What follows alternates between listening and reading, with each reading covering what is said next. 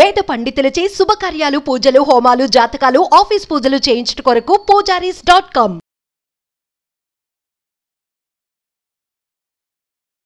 నమస్కారం, నేను మీ జాహ్నవి. మనతో ఉన్నారు ప్రముఖ జ్యోతిష్య వాస్తు పండితులు, ప్రముఖ ఆధ్యాత్మికవేత్త, భారతీ శంకరపీఠ వ్యవస్థాపకులు, వేద స్మార్త జ్యోతిష్య ఆగమ ధర్మశాస్త్ర ప్రతిష్టాంత పండిత వర్యులు బ్రహ్మశ్రీ అన్నవరపు తిరుపతి మూర్తి అవధాని గురువు గారు మాట్లాడదాం. నమస్కారం గురుగారు. ఓం శ్రీ మహాగణాధిపతయే నమః.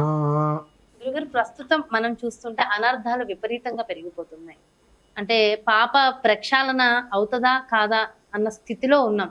ప్రతి ఒక్క మనిషి ప్రక్షాళన అనేటువంటిది పక్కన పెడితే శుక్రుడు కేతువు కలయిక వలన అఘాయిత్యాలు ఘోరాలైతే ఎక్కువగానే జరుగుతాయి. స్త్రీలకు ఏ మాత్రం రక్షణ లేని స్థితిలో ఉన్నాము. ఆర్థికంగా ఇబ్బందులు పడుతున్నాం. ప్రస్తుతం ఏమైందో ఎక్కడ చూసినా, ఎవరి నోట్లో నుంచి విన్నా నాకేం బాలేదు, నాకు అస్సలు బాలేదు, నా చేతిలో డబ్బులు లేవు, నాకు మానసికంగా అసలు ప్రశాంతంగా లేదు, సూసైడ్ చేసుకోవాలనుకుంటున్నా, ఇట్లాంటి విషయాలు ఈ మధ్య కాలంలో గత వారం 10 రోజుల నుంచి అయితే విపరీతంగా వింటున్నాం. అసలు వీటన్నిటికీ గల కారణాలు ఏంటి? మీరు అన్నట్టు శుక్ర కేతు అంటే ఏవో గ్రహాల కలయికైతే ఉంది కాబట్టి ఇదే విషయాన్ని మనం జూన్లో చెప్పుకున్నాం. ఒక 2 నెలల తర్వాత వచ్చేటువంటి పరిస్థితుల్ని మనం తట్టుకోవడం కష్టమవుతుంది. చాలా జాగ్రత్త పడాలి. దాని ప్రభావం నుంచి మనం బయటపడాలంటే ఈశ్వరుడే మనకు రక్ష. జూన్ కూడా కదండి, మార్చి నుంచి మొదలుపెట్టి మనం చెప్పుకుంటూ వస్తున్నాము. ఆ ప్రభావం మనం తగలకుండా మన జాగ్రత్తలు మనం తీసుకుంటే బాగుంటుంది. ఈశ్వరారాధన చేయండి అని ఎన్నో రకాలుగా మనం చెప్పుకున్నాం. ఎవరికి వాళ్ళు స్వానుభవం అయితే తప్పితే మాకు బుద్ధి రాదు అన్నట్టుగా.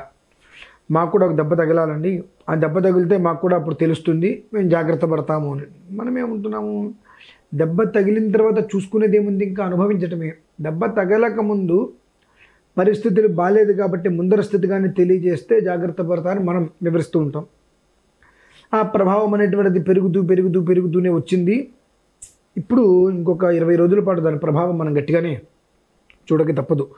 శుక్రుడు కేతువు ఆ కలయిక అనేటువంటిది కొన్ని జీవితాలు ఏమో కానివ్వండి, మరికొన్ని జీవితాలు అయితే పూర్తిగా కూడా నలిగిపోతాయి. 2 కొంతమందికి అయితే పాపం ఏ దోషం లేకపోయినా అనర్థాలకు దారితీస్తుంది. అపవాదులకు వెళ్తారు, నీలాప నిందలు. ఎలా అంటే, మీకు ఒక వైట్ పేపర్ తెలుసు కదా, వైట్ పేపర్ ఏమైనా వాసన వస్తుందా? శుద్ధం, ఏ వాసన రాదది. ఆ పేపర్లో మీరు కాస్త సమోసా కడితే ఏం వాసన వస్తుంది? పేపరు సమోసా ఆయిల్ వాసన వస్తుంది, ఆయిల్ దానికి అతుక్కుంటుంది. అలా అని చెప్పి అందులో సుగంధ ద్రవ్యాలు కడితే వాటికి సంబంధించిన అంటే ఏది చేస్తే పేపర్ ఆ వాసన వస్తుంది. కానీ పేపర్ది అయితే అందులో తప్పు ఉండదు కదా, మీరు వాడే విధానాన్ని అనుసరించి ఉంటుంది. మీరు రాస్తే 100 మందికి జీవితాన్ని ఇస్తుంది. ఒక మంత్రం రాస్తే కొన్ని జీవితాలకు ఇస్తూ ఉంటుంది. దాని మీద చండాలంగా ఏదైనా రాస్తే వారికి ఇబ్బంది వస్తుంది. ఆస్తి పత్రం రాస్తే ఒక మనిషికి ఆస్తి పేపర్ అవుతుంది. అది ఆ పేపరే కోట్లకి విలువ పేపరే అవుతుంది. దేనికి పనికిరాని మురికాలలో పడేది పేపరే అవుతుంది. అలా ఎలాంటి దోషము లేకపోయినా అపనిందలు పడేవాళ్ళు కొంతమంది ఉన్నారు పాపం. ఎదుటి మనిషికి ఉపకారంగా ఉండి, ఎదుటి మనిషికి మంచి చేయాలి, 10 మంది బాగు కోరాలి, 10 మంది బాగుండాలని చెప్పి కోరుకునే పరిస్థితుల్లో వాళ్ళు ఒక రకంగా వ్యవహారం చేసుకొని ఇబ్బంది పెట్టే పరిస్థితుల్లో కొంతమంది భిన్నత్వంలో ఏకత్వం అన్నట్టుగా ఏకాకులుగా మిగిలిపోయే స్టేజ్ కొంతమందికి ఉంది. మనం గత కొంతకాలం నుంచి చెప్పుకుంటాం ఈ పరిస్థితి రావద్దు అని. అయినా ప్రతి ఒక్కళ్ళు కూడా అనుభవంలోకి వస్తే తప్పితే మేము మారము అనుకుంటే మనం ఏం చేస్తామండి? అనుభవించడం చెప్పడమే. మనం చేసేది మనం చెయ్యాలి. ఆ ఒక్క ఫలితం పొందిన వాళ్ళు పొందుతారు. ఆ ఫలితంతో కాదండి, మేము అనుభవించిన తర్వాత ఆనాడు నమ్మి మేము ముందుకు వస్తామన్నప్పుడు అనుభవించడం వద్దు అని అంటాము. కాదు అంటే అనుభవించే వరకు చూస్తాము. చెడితే వినకపోతే చెడితే చూడమన్నారు. కాబట్టి ఆ అనుభవించిన తర్వాతైనా వాళ్ళు బాగుపడటానికి ఇంకొక అవకాశంగా భగవంతుడు ఇవ్వాలి మనం కోరుకుంటూ ఉంటామండి. అది దీన్ని ఇప్పుడు జరిగేటువంటి విధానం. అవి దృష్టిలో ఉంచుకొని కదమ్మా మనం ఇంత రుద్రపారాయణలు చేసుకోండి, రుద్రాభిషేకాలు చేసుకోండి అని చెప్పి 3-4 నెలల నుంచి మొత్తుకుంటున్నాం. అది దృష్టిలో ఉంచుకొనే ఇప్పుడు మనం కేదార్నాథ్ వెళ్ళడానికి కూడా మూలం. అయితే కేదార్నాథ్ అన్నారు కదా, ఇన్ని క్షేత్రాలు ఉండగా కేదార్నాథ్ని ఎందుకు ఎంచుకున్నారు మీరు నిర్వహించేటటువంటి ఈ కార్యక్రమానికి? కేదార్నాథ్ మౌక్తిక క్షేత్రం, ముక్తిని ప్రసాదించేటువంటిది. భుక్తిని కూడా ప్రసాదించేటువంటిది, ఏకకాలంలోనే ప్రసాదించేటువంటిది కేదార్నాథ్.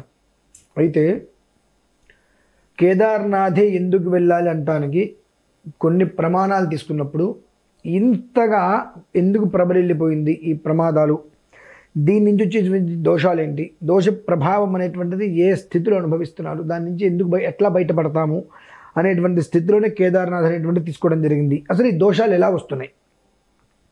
రోమ బ్రహ్మ మహర్షి అని ఉన్నారమ్మ. ఎవరు? రోమ బ్రహ్మ మహర్షి. ఆ రోమ బ్రహ్మ మహర్షి అని అంటే మనకు ఒంటి మీద అక్కడక్కడ వచ్చేటువంటి ఆయన గుళ్ళంతా రోమాలే ఉంటాయి, కళ్ళు కానీ మొత్తం అంతా రోమాలే ఉంటాయి ఆయనకి. ఆయన శరీరం మించి ఒక వెంట్రుకి రాలి కింద పడితే ఒక బ్రహ్మ చనిపోతాడు, ఒక బ్రహ్మ చనిపోతాడు. మనకు తెలిసింది బ్రహ్మవిష్ణు ఒకటే బ్రహ్మగా అనుకుంటాం. ఒక బ్రహ్మ చనిపోతే ఒక వర్తం అక్కడికి పూర్తవుతుంది.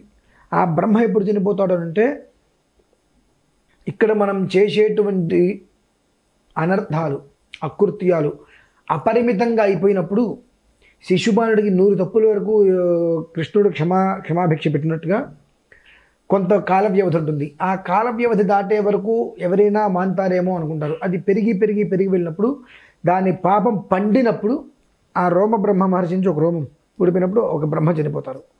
ఆ చనిపోవడంతో బ్రహ్మహత్య మహాపాతకం చుట్టుకుంటుంది. ఆ చుట్టుకున్నప్పుడు దాని ప్రభావం ఎలా ఉంటుంది అంటే కంటి నిండా అన్ని వస్తువులు కనిపిస్తాయి, చేతికి అంతా అందేటట్టు ఉంటాయి, నోట్లోకి తినలేం, నోట్లోకి అంతే అనుభవించలేం, చూసి ఆనందపడటమే తప్ప పదార్థాలు ఏవైనా సరే కడుపులోకి తిని అమ్మయ్య కడుపు నిండా పడుకుందాం అనేటువంటి స్థితి వాళ్ళకి రానివ్వదు.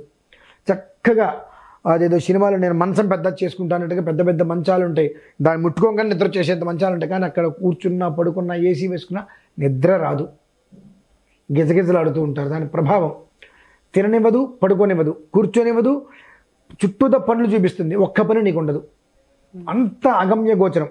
ఎండమావులు ఉంటారు చూసారమ్మా, అటువంటి స్థితికి జీవితాన్ని నడిపించేస్తుంది. ఆ స్థితి ఉన్నప్పుడు ఇక జీవితంలో వాళ్ళకి ఎదుగనే ఉంటుంది, ఎంతసేపటికి దిగడమే స్థితి. అటువంటి ఉత్కృష్టమైనటువంటి బ్రహ్మహత్య మహాపాతకం ఇటువంటి దోషాల నుంచి బయటపడగలిగితేనే వాళ్ళకి మరొక జీవితం అనేటువంటిది ఉంటుంది. దానికి మూలంగా ఆ సోమవతి అమావాస్య చెప్పడం జరిగిందమ్మా. శ్రావణ మాసాన్ని నభో మాసము అంటారు. నభోంతరిక్షం గగనమనంతం స్వరవత్మకం అని. ఈ నభో మాసము అంటేనే చాలా అంటే చాలా, ఇక ఆ చాలాకి ఇంత లేదు, అంత గొప్పది నభోమాసం. ఆ నభోమాసంలో వచ్చేటువంటిది అమావాస్య. ఆ రోజు మనకు సోమవారం. ఈ సోమవారం అనేటువంటిది సోమవతి అమావాస్యగా మనం స్వీకరిస్తే మొట్టమొదటి శ్రావణ మాసం మొట్టమొదటి రోజు మనకు ప్రారంభమైంది, చివరి రోజు సోమవారంతో ఎండింగ్ అయింది. పౌర్ణమి కూడా కాలత్రయం అంటారు దీన్ని. దీంట్లో మనం చూసుకుంటూ వస్తే ఈ సోమవతి అమావాస్య ఇప్పుడు మనం ఏదైతే కేతువు శుక్రుడు కలయిక ప్రభావం అన్నామో ఆ కేతు నక్షత్రం మఘా నక్షత్రంతో మనకు వచ్చింది. ఆ రోజునాడు మనం అక్కడికి వెళ్ళి చేసుకోవటం వల్ల ఏమిటి అంటే ఈ రోమ బ్రహ్మ మహర్షి నుంచి రోమం ఒకటి కింద పడిపోయి వచ్చేటువంటి బ్రహ్మహత్య మహాపాతకంతో ఎన్ని లక్షల మంది ఎంత మానసిక క్షోభను అనుభవిస్తారో అనేటువంటి విషయం పక్కన పెడితే ఆ క్షోభ నుంచి పూర్తిగా బయటపడేటువంటి అత్యున్నత ఏకైక మార్గం ఆ రోజే. నాకు వారం రోజుల తర్వాత నేను వెళ్తానండి నమస్కారం వచ్చుకో ఉపయోగం లేదు. కొన్ని పర్వదినాలు కొన్నిట్లకి ప్రత్యేకంగా సూచింపబడుతుంది. ఆ సూచింపబడినటువంటి రోజే మనకు ఇటు ముక్తిని అటు భుక్తిని రెండు ఏకకాలంలో ప్రసాదిస్తుంది. అది మనకి ఎప్పుడైంది? 2వ తారీఖు అయింది అమావాస్య, సోమవతి అమావాస్య. కాబట్టి ఆ రోజు నాడే నేను అక్కడికి వెళ్ళాలి. పూర్వాంగం ఉత్తరాంగం కలిసి 38 పూర్వాంగం ఉత్తరాంగం కలిపి ఇవి శివ సంకల్పాలు. ఆ శివ సంకల్పం అంటే ఏమిటి అంటే మన సంకల్పం ఏదైతే ఉంటుందో తన్మే మనఃశివ సంకల్పమస్తు, మనస్సులో ఈ సంకల్పం నాకు ఉన్నది, తతు మే మనః శివ సంకల్పం అస్తు. దీన్ని పదచ్ఛేదం చేస్తే ఇంకొక రకంగా ఉంటుంది, నేను నార్మల్గా చేశాను. తతు మే మనః, నా మనస్సులో ఉన్నటువంటి సంకల్పం ఇది, తన్మే మనఃశివ సంకల్పమస్తు. యదత్ర షష్ఠం త్రిశతకం సువీర్యం యజ్ఞస్య గుహ్యం నవనావమాయ్యం దశ పంచ త్రిగుంశతం యత్పరం తన్మే మనఃశివ సంకల్పమస్తు. యజ్జాగ్రతో దూరముదైతి సర్వం తత్సుప్తస్య తథైవైతి దూరంగమం జ్యోతిషా జ్యోతిరేకం తన్మే మనఃశివ సంకల్పమస్తు. యదత్ర షష్ఠం త్రిశతకం సువీర్యం అని కొన్ని మంత్రాక్షరాల్ని కలిపినటువంటి విశేషమైనటువంటి శివ సంకల్పం మహాన్యాసానికి మూలం. అవి 36 అనులోమ విలోనంతో 38. ఆ శివ సంకల్పాలతో ప్రత్యేకంగా రుద్రాన్ని సంపుటి చేసి అక్కడ పారాయణ అభిషేకము చేయటము వలన ఏం కలుగుతుంది అంటే ఈ బ్రహ్మహత్యాది మహాదోషాలు, బ్రహ్మహత్య, భ్రూణహత్య, వీరహత్య. భ్రూణహత్య అంటే మనకు తెలుసు కదండి, అబార్షన్స్ జరిగిపోవటం ఒకటైతే అబార్షన్స్ చేయించడం, అంతేకాకుండా ఏదైనా ఒక గుడ్డుని విచ్ఛిన్నం చేయడం భ్రూణహత్య. ఆ భ్రూణహత్య లాంటి మహాదోషాలు, బ్రహ్మహత్య లాంటి మహాదోషాలు, వీరహత్యములాంటి దోషములు మనకు తెలుసో తెలియకో అవతల వాళ్ళ కోసమనో మొహమాటం కోసమనో కష్టమనో తప్పనిసరో తప్పు లేదనో తప్పకనో కొన్ని రకాలుగా కొన్ని ఇబ్బందులు మనం పడవలసి వస్తుంది. మనం చేసేవన్నీ కూడా మన కుటుంబం మీద పడుతూ ఉంటాయి. అటువంటిది లేకుండా బయటపడాలి అంటే దానికి ఏకైక పర్వదినం పరిష్కార మార్గం ఆ ఒక్కరోజేనమ్మా. అది కూడా కేదార్నాథ్ అక్కడే చేయాలంటే అంటే మౌక్తిక లింగం. అక్కడికి రాలేని పక్షమైతే మనకు పరిసరాల్లో 2 ఆలయాలు ఉన్నాయి. మొట్టమొదటిగా దానికి మీరు సద్వినియోగం చేసుకోవాల్సిన నక్షత్రం. అక్కడికి ఒకవేళ రాలేకపోతున్నామండి, మా వల్ల కావట్లేదు, దగ్గరగా ఏవైనా ఉన్నాయా అంటే మనకు పెద్దకళ్ళేపల్లి బ్రహ్మసూత్రం కలిగినటువంటి స్వామివారు శివుడు, కాశీ విశ్వేశ్వర స్వామివారు. దక్షిణంగా కృష్ణ వెళ్తూ ఉంటుంది అక్కడ. అక్కడ మొన్ననే మనం మహాకుంభాభిషేకం కూడా చేసుకొచ్చాం. ఆ ఆలయానికి వెళ్ళి దర్శనం చేసుకొని అక్కడ అభిషేకం చేసుకొని రావటం, నిద్ర చేసి. ఇకపోతే మనకి ఇక్కడే ఘట్కేసర్లో వెంకిరియాల మనం ఇంత పూర్వం ఒక దేవాలయం చేసాం. ఆ ఆలయానికి ఆనుకొనే అభీష్ట సిద్ధిలింగేశ్వరుడు 745 సంవత్సరాల క్రితం ఆ పేరును భక్తులు స్వామివారికి పెట్టారు. కోరిన కోరికల్లో తీర్చేస్తున్నాడు ఆయన, మన అభీష్టాలు అనేటువంటి వెంటనే తీరుస్తున్నారని చెప్పి అభీష్ట సిద్ధిలింగేశ్వరుడు అని చెప్పి ఆయనకి భక్తులు పేరు పెట్టారు. ఆ ఈశ్వరాలయంలో లేదా పెద్దగల్లేపల్లిలో ఈ రెండిట్లో వెళ్ళి అభిషేకం చేసుకోవడం అనేటువంటిది శ్రేయోదాయకం. అన్నాభిషేకం చేసుకుంటే ఇంకా మరింత శ్రేయోదాయకం. ఇంకా అన్నాభిషేకం కష్టమైంది, చల్లటి నీరు, ఆ నీటితో అభిషేకం చేయడం అనేటువంటిది అత్యంత శ్రేయోదాయకం. కేదార్నాథ్కి మొట్టమొదటి అవకాశం ఇవ్వండి. అది లేని పక్షం ఈ 2 ఆలయాలు ఎక్కడైనా ఇబ్బంది లేదమ్మా, మనకు చేసుకోవచ్చు. సంతోషం గురువు గారు.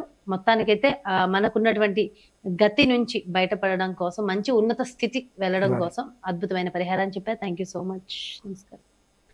సో అదండి, మరి మనకున్నటువంటి దుస్థితి నుంచి బయటకు వచ్చి అద్భుతమైన స్థితికి మనం వెళ్ళాలి.